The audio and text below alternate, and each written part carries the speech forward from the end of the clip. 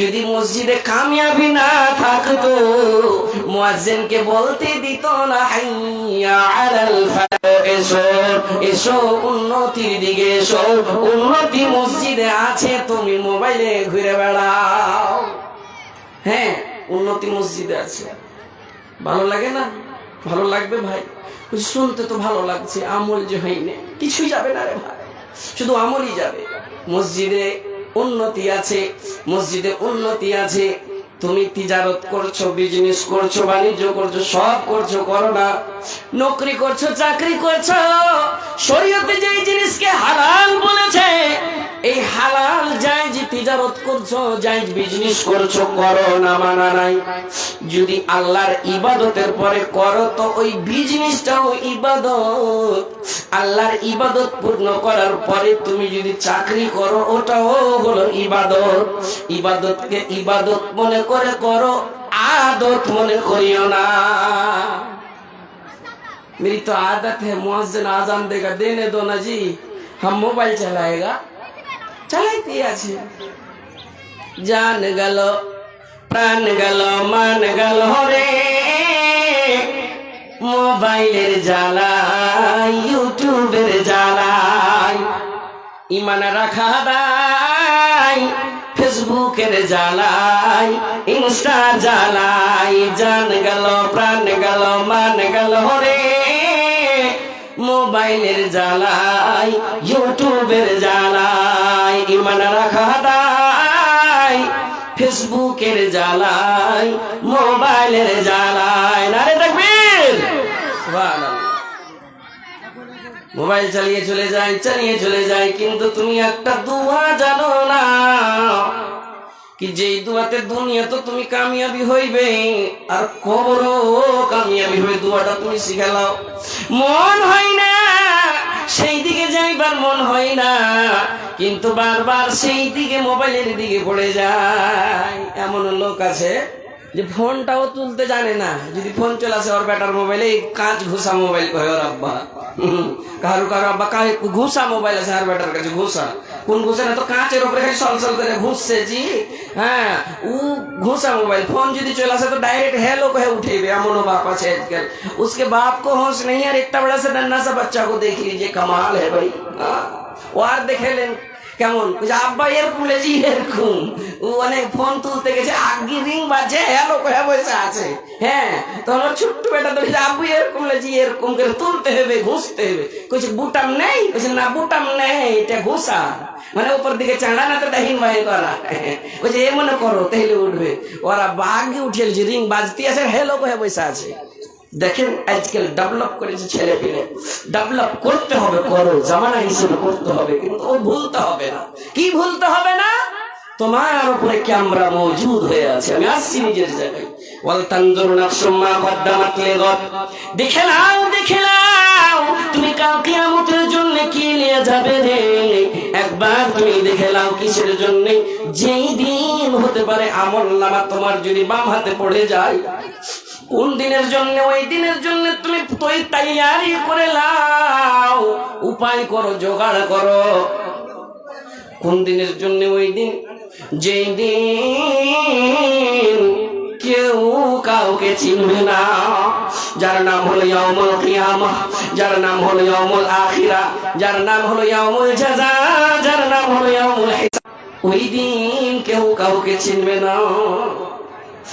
ना उस दिन बाप बेटे का, ना बेटा बाप का होगा।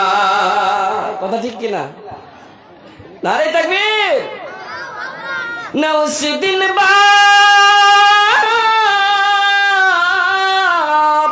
बाप, ना उस दिन बाप बेटे का, बाप का होगा। न मस्जिद की बिना होगी, न मंदिर का निशान होगा।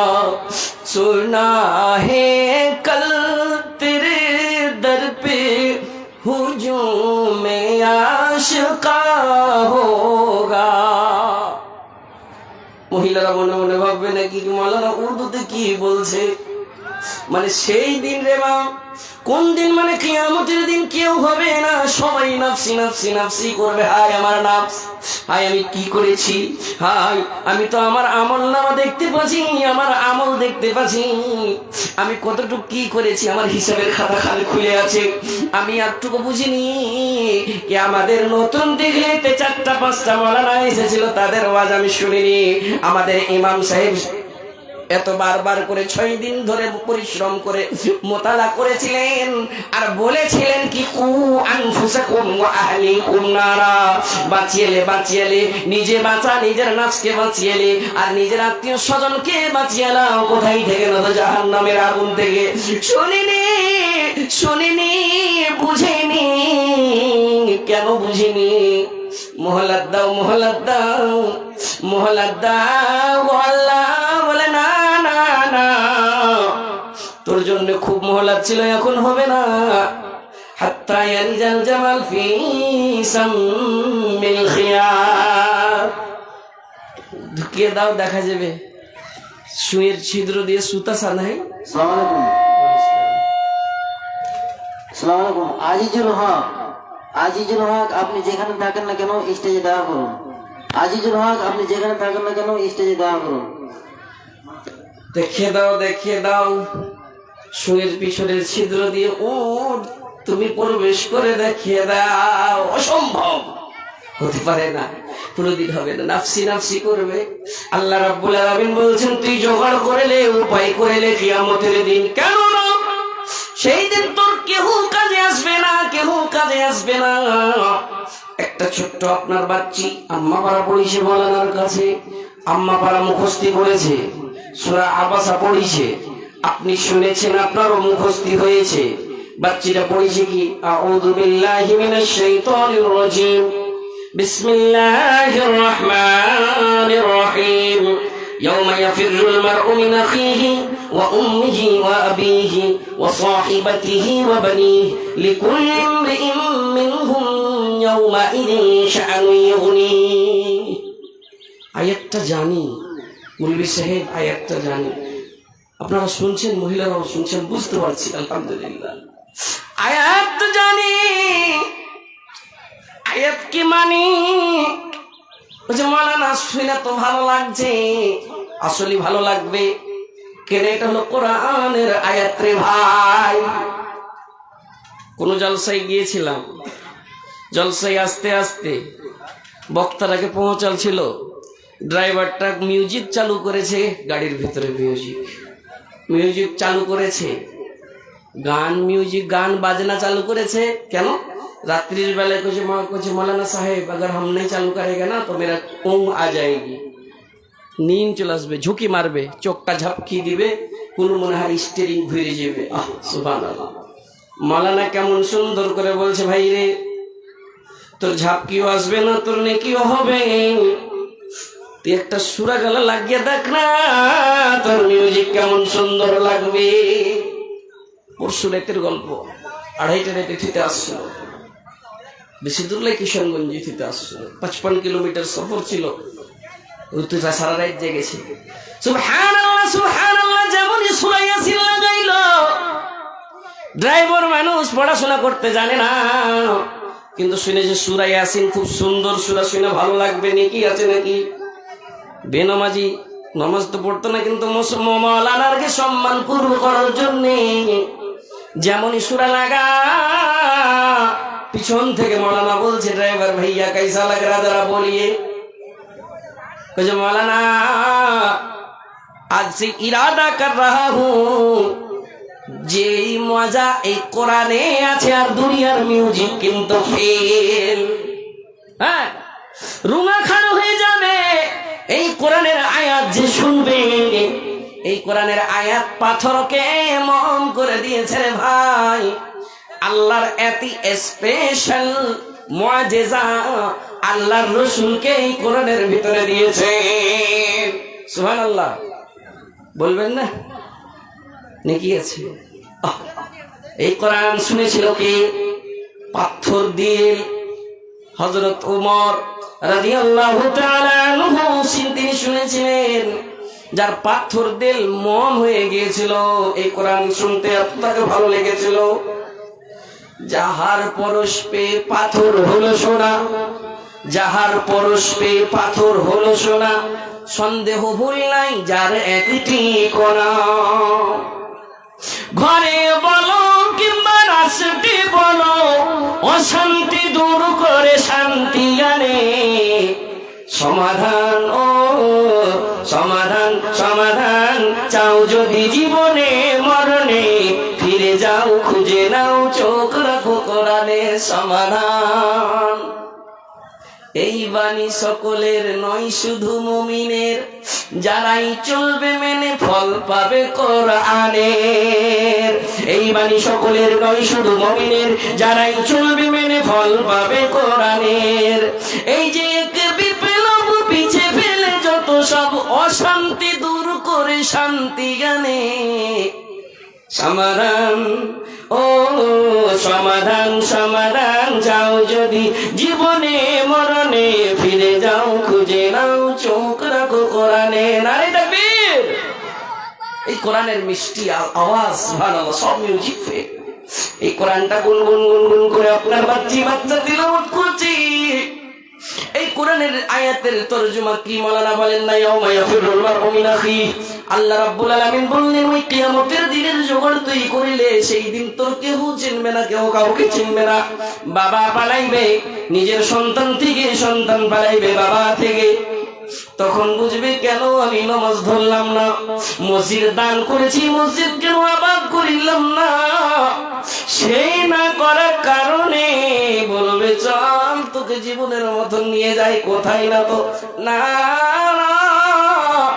না। والذين كفروا وكذبوا بآياتنا أولئك أصحاب النار هم فيها خالدون। সেই দিন এই আল্লাহর নিশানিগুলো, আয়াতগুলো যদি না মানি, তার জিনিস, তার ভ্যালু যদি, তার সম্মান যদি না করি, তাহলে নিয়ে যাবে কোথায়? নারা। নারা মানে কি? জাহান্নাম। আর জাহান্নামে বেশিরভাগ অনেক রকমের সাজা শাস্তি আছে, কিন্তু বেশিরভাগ ওই সাজা শাস্তি জাহান্নামের নাম কি? নারা বলা হয়েছে। নারুন মানে হলো আগুন, আগ। আগুন, আগুন। কে জ্বলতে চায়? কেউ জ্বলতে চাইবে না। একটা ছোট্ট বাচ্চাকে বলবে, বাবুরে আমার, এটার আঙ্গুলের নাম হলো জান্নাতের নাম হলো জাহান্নাম, বলতে কোনটা ধরবি? বলবে আমি জান্নাত নেব, জাহান্নাম নেব না।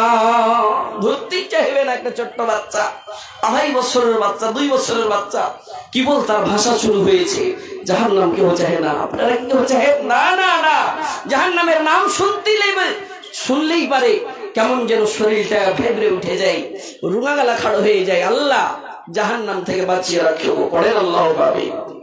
ভাইজান আমার, ওই দিন কেউ চিনবে না, কেউ চিনবে না, সবাই ছুটাছুটি করবে। তখন মনে পড়বে কি আমাকে স্ক্যাচ করেছে, আমার আমলনামা দেখতে পাচ্ছি, আমাকে তো নেকির দরকার।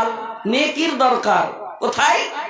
ওখানে একটুখানি নেকির তরে, রোজ হাসরের মাঠেতে বাবা ঘুরবে ছেলের পিছে, ছেলে বাবার আগেতে। একটুখানি নেকির তরে, রোজ হাসরের মাঠেতে বাবা ঘুরবে ছেলের পিছে, ছেলে বাবার আগেতে। আহা কেমন কঠিন দিনেতে নমাজ তোমায় ভুলবে না, ঠিক মতো পড়িলে নমাজ জান্নাত তোমার ঠিকানা। ঠিক মতো পড়িলে নমাজ জান্নাত তোমার ঠিকানা। আমার প্রাণের ভাই বোনেরা, জলদি করে উঠে যাও, উজু করে তাড়াতাড়ি নমাজ পড়তে লেগে যাও। আহা নবী কিয়ামতে শাফাত করিবে না, ঠিক মতো পড়িলে নমাজ জান্নাত তোমার ঠিকানা। একটুখানি নেকির তরে, রোজ হাসরের মাঠেতে বাবা ঘুরবে ছেলের পিছে, ছেলে বাবার আগেতে। সুবহানাল্লাহ সুবহানাল্লাহ। সেই দিন মানে কিয়ামতের দিন বাবাকে বলবে, বাবা গো তোমার তো নেকি বেশি হয়েছে গো আব্বু।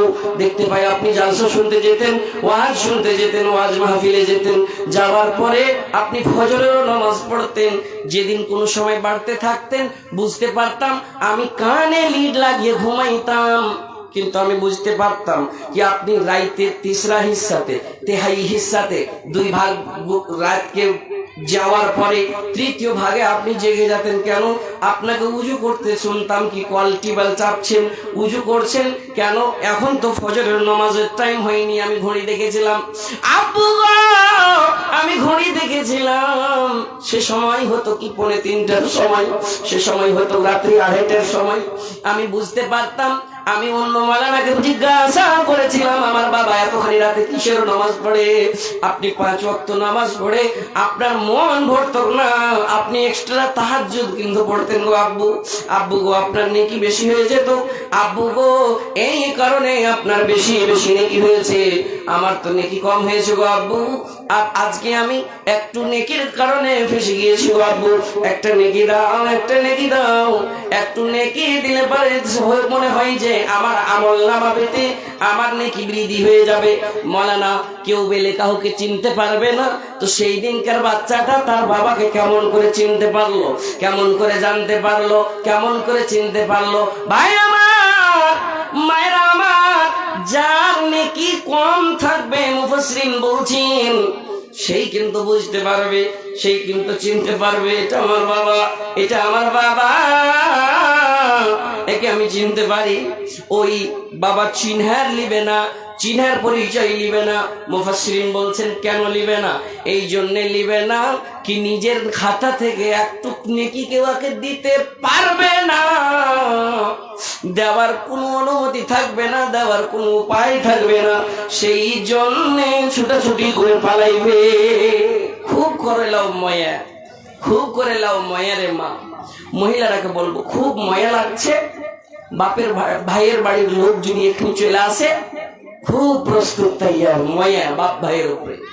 মায়া মহিলার ঘে বাপ ভাইয়ের উপরে খুবই ময়া, ভাই ভাতিজার উপরে বেশিরভাগ ময়া হয়। শ্বশুর শাশুড়ির পক্ষ থেকে বেশিরভাগ বাপ ভাইয়ের পক্ষ থেকে একটু ময়াটা বেশি হয়। সুবহানাল্লাহ সুবহানাল্লাহ। কেমন ময়া একটু চলে এসেন মাওলানা আখতারের মিশালেন। রাত্রি 12টার সময়, 12:30টার সময় হঠাৎ বড় ভাই আব্দুল হাকিমের ফোন চলে গিয়েছে। কার মোবাইলে? মানে হাজবেন্ডের মোবাইলে। বহিন মারিয়াম, 1.5-2 মাস হলো বিয়ে দেওয়া।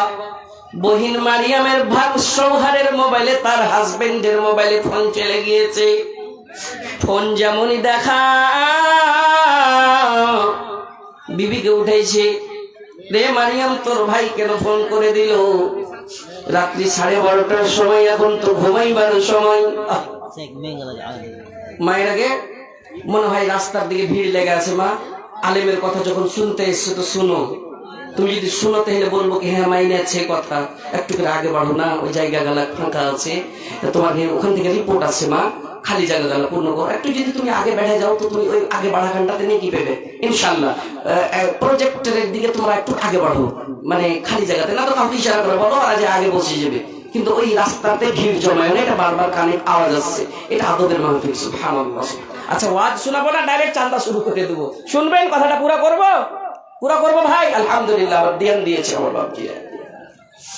বড় ভাইয়ের ফোন এসেছে, ফোনটা দেখে বলছে তোর ভাই ফোন করেছে, ফোন করেছে। ফোন দেখি মাত্র বলছে কি ব্যাপার, কি ব্যাপার? আব্বার তাবিয়ত খারাপ হয়েছিল, কি ব্যাপারটা, এতখানি রাত্রে কেন ফোন করেছে? ফোনটা উঠালছে, ভাইয়া ভাইয়া কি হয়েছে, কি হলো ভাইয়া, এতখানি রাত্রে কেন ফোন করলে?